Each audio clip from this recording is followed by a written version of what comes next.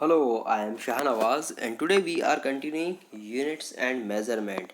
And in this part 10 video lecture, we are going to discuss about random errors and least count error. Yes, इस lecture में हम discuss करेंगे random error और least count error के बारे में।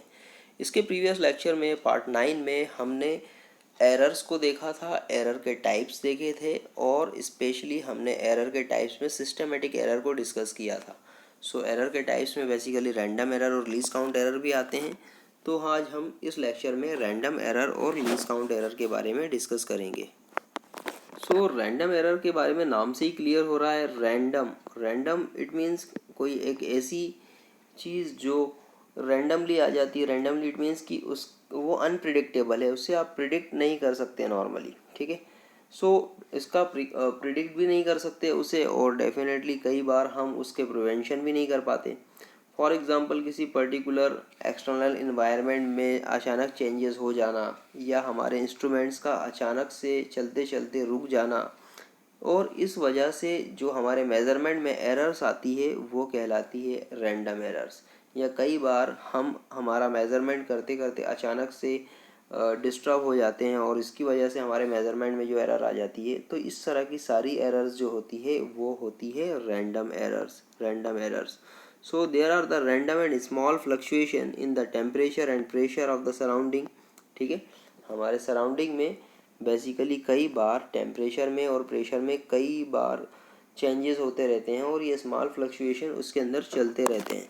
ठीक है, अक्सर गर्मी के दिनों में आपने देखा होगा एनवायरनमेंट का प्रेशर बहुत कम ज़्यादा वेरी होता है, टेम्परेचर भी अक्सर क्या होता है, वेरी होता रहता है, और लोकेशन टू लोकेशन ये दोनों प्रेशर एंड टेम्परेचर वेरी होते रहते हैं। तो डेफिनेटली इनका इफेक्ट हमारे मेजरमेंट पर भी पड़ता है।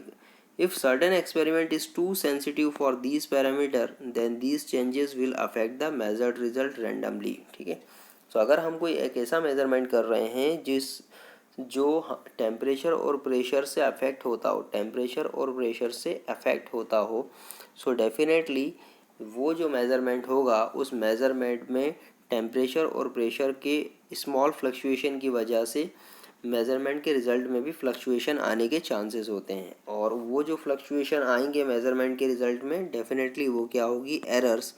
और ये जो फ्लक्चुएशन है ये अनप्रिडिक्टेबल हैं, कभी भी आ सकते हैं। ठीक है, सो इसलिए ये कहलाते हैं रैंडम फ्लक्चुएशन। और डेफिनेटली इन रैंडम फ्लक्चुएशन की वजह से जो हमें एरर मिलेगी मेज़रमेंट में, या एरर आएगी किसी मेज़रमेंट में, तो डेफिनेटली वो कहलाएगी random errors. So person can also be the source of random error in the reading. कोई पर्टिकुलर पर्सन भी बेसिकली क्या हो सकता है, रैंडम एरर का सोर्स हो सकता है। कैसे हो सकता है कि सपोज़ आप कोई मेज़रमेंट कर रहे हैं, अचानक से किसी ने आपको आवाज़ दी, और आप अचानक से अपने माइंड से डाइवर्ट हुए और आपका ध्यान उस मेज़रमेंट से हटकर उस पर्सन की तरफ चला गया। जैसे ही उस पर्सन की तरफ आपका ध्यान गया, डेफिनेटली यहाँ से मेज़रमेंट पर से आपका ध्यान हटा और आपके मेज़रमेंट में गलती होने के चांसेस हो जाते हैं। सो person can also be the source of random error in the reading. कोई पर्टिकुलर पर्सन भी रैंडम एरर का सोर्स हो सकता है। सो अगर हम एग्जांपल्स की बात करें, examples of random errors, so random errors are those errors which affect the result irregularly in terms of the sign and size. ठीक है, रैंडम एरर्स बेसिकली ऐसी एरर्स होती है जो हमारे रिजल्ट को क्या करती है, इरेगुलरली अफेक्ट करती है। इरेगुलरली मीन्स कि कभी करेगी, कभी नहीं करेगी, कभी बहुत ज़्यादा अफेक्ट करेगी, कभी बहुत कम अफेक्ट करेगी। और ये जो अफेक्शन है या तो उस पर्टिकुलर मेज़रमेंट की वैल्यू में हो सकता है या फिर उस मेज़रमेंट की डायरेक्शन में हो सकता है। तो डेफिनेटली ये जो एरर्स है वो basically in terms of the sign and in terms of the size. Size it means उस पर्टिकुलर एरर की वैल्यू, और साइन इट मीन्स वो जो एरर आई है, इट मीन्स कि जो गलत मेज़रमेंट आया है वो एक्चुअल वैल्यू से ज़्यादा आया है या एक्चुअल वैल्यू से कम आया है। तो डेफिनेटली इस तरह की जो एरर्स मिलेगी हमें वो क्या होगी, random errors. So random fluctuation in the voltage can affect the experimental result. Random fluctuation in the voltage जो है वो भी हमारे एक्सपेरिमेंटल रिजल्ट को कई बार डिस्टर्ब करता है। So definitely it comes into the category of random fluctuation, random errors. आप देख सकते हैं सामने आपको एक पिक्चर नज़र आ रही है। कई बार आपने इस तरह से किसी पर्टिकुलर डिवाइस के या किसी पर्टिकुलर कंपोनेंट के अक्रॉस कोई वोल्टेज या उसका रेजिस्टेंस वगैरह मेज़र किया होगा, तो आपने देखा होगा यहाँ पर इस डिजिटल मीटर के ऊपर जो स्क्रीन होती है, इस स्क्रीन पर जो आपको डेटा मिलता है वो थोड़ा सा फ्लक्चुएटिंग मिलता है और काफ़ी फ्लक्चुएशन के बाद में जाकर फिर वो क्या होता है, स्टेबल होता है। सो कई बार हम इतना वेट ना करते हुए उस फ्लक्चुएटेड डेटा को ही कंसिडर कर लेते हैं और डेफिनेटली उस तरह के डेटा में क्या होता है, कई बार चांसेस होते हैं उसके रॉन्ग होने के। सो ये जो एरर आई है हमारे मेज़रमेंट में, डेफिनेटली ये भी किस कैटेगरी में आ रही है, रैंडम एरर।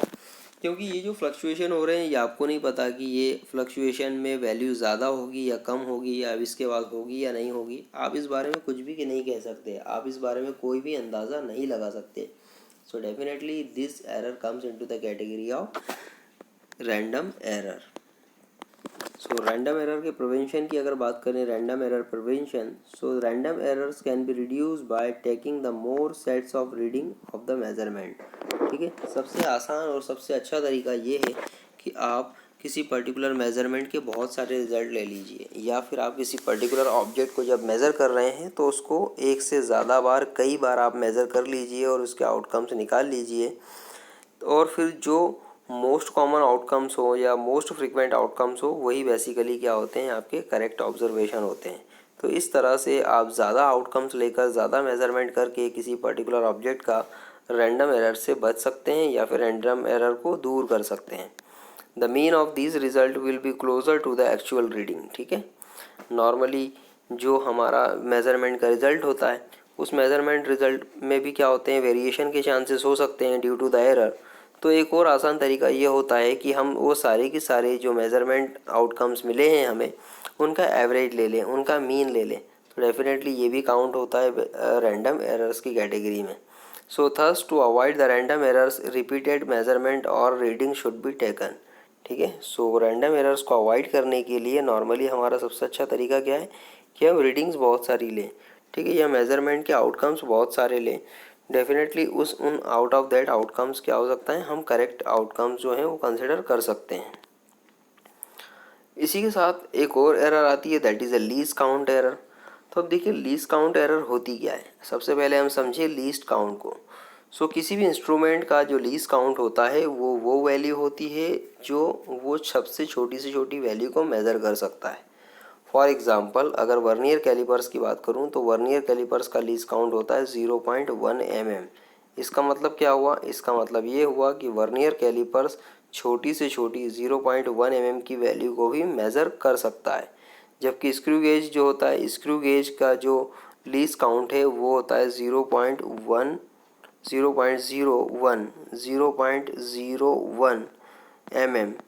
अब 0.01 mm का मतलब ये है स्क्रू गेज के लिए कि स्क्रू गेज जो है वो मिनिमम 0.01 mm की डायामीटर को या 0.01 mm की वैल्यू को भी मेज़र कर सकता है। सो लीस्ट काउंट बेसिकली एरर किस तरह से जनरेट होती है, तो देखिए वो भी बड़ा आसान सा तरीका है। सपोज़ आपको कोई मेज़रमेंट करना है और उस मेज़रमेंट का जो साइज़ है वो है 0.1 मीटर, 0.1 मीटर, या फिर उस मेज़रमेंट का जो साइज़ है वो है 0.05 मीटर, 0.05 मीटर। ठीक है, अब इतना छोटा मेज़रमेंट आपको करना है और आपने सपोज़ इसके लिए कंसिडर किया किसी वर्नियर कैलिपर्स को जिसका लीस्ट काउंट है 0.1 मीटर। ठीक है, जो वो छोटी से छोटी वैल्यू जो वो मेज़र कर सकता है वो हो सकती है 0.1 मीटर, और आपने इसी वर्नियर कैलिपर्स से 0.05 मीटर की वैल्यू को मेज़र करने की कोशिश की, तो डेफिनेटली क्या होगा, आपने जो इंस्ट्रूमेंट यूज़ किया हुआ है उस इंस्ट्रूमेंट में बेसिकली फॉल्ट होने के चांसेस होंगे। इट मीन्स कि 0.1 mm के इंस्ट्रूमेंट से आप 0.05 की वैल्यू को मेज़र नहीं कर सकते, आप सिर्फ एक अंदाज़ा लगा सकते हैं इतनी छोटी वैल्यू से। ठीक है, सो यहाँ पर आपको क्या करना होगा, यहाँ पर हाई रिजोल्यूशन के इंस्ट्रूमेंट का यूज़ करना होगा, और हाई रिजोल्यूशन का इंस्ट्रूमेंट वो वाला जिसका लीस्ट काउंट 0.01 mm हो। ठीक है, 0.01 mm वाला जो इंस्ट्रूमेंट है वो डेफिनेटली 0.05 को बहुत अच्छे से मेज़र कर सकता है। सो लीस्ट काउंट एरर बेसिकली इसी तरह से होती है कि अगर आप किसी पर्टिकुलर ऑब्जेक्ट को मेज़र करना चाहते हैं तो आप उसके लिए उस मेजरिंग इंस्ट्रूमेंट का यूज़ कीजिए जिसका लीस्ट काउंट उस ऑब्जेक्ट की एक्चुअल वैल्यू से क्या हो, कम हो।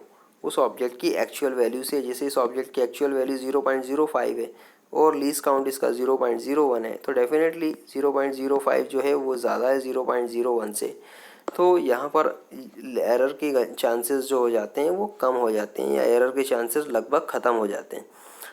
इसी तरह से अगर आप कोई ऐसा ऑब्जेक्ट यूज़ कर रहे हैं जिसका लीस्ट काउंट, जिसका जो वैल्यू है वो उस मेजरिंग इंस्ट्रूमेंट के लीस्ट काउंट से क्या है, कम है, तो डेफिनेटली आप उस तरह के इंस्ट्रूमेंट का यूज़ करके क्या कर रहे हैं, लीस्ट काउंट एरर को जनरेट कर रहे हैं। क्योंकि इस केस में आप सिर्फ और सिर्फ एक अंदाज़ा लगा सकते हैं कि बेसिकली इस पर्टिकुलर ऑब्जेक्ट की वैल्यू क्या होगी। ठीक है, जैसे सपोज़ आपके पास एक इंस्ट्रूमेंट है और वो इंस्ट्रूमेंट है सपोज़ वर्नियर कैलिपर्स है आपके पास, और वर्नियर कैलिपर्स की मदद से आप क्या करना चाहते हैं, इस पर्टिकुलर छोटे से सर्कल का डायामीटर मेज़र करना चाहते हैं, और इसका डायामीटर जो है वो 0.05 mm है।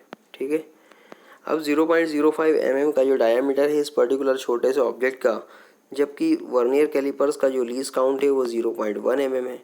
अब इस केस में क्या होगा, वर्नियर कैलिपर्स जो सबसे छोटी से छोटी वैल्यू को मेज़र कर सकता है वो 0.1 mm है, जबकि आपको तो इससे भी हाफ वैल्यू को मेज़र करना है 0.05 mm।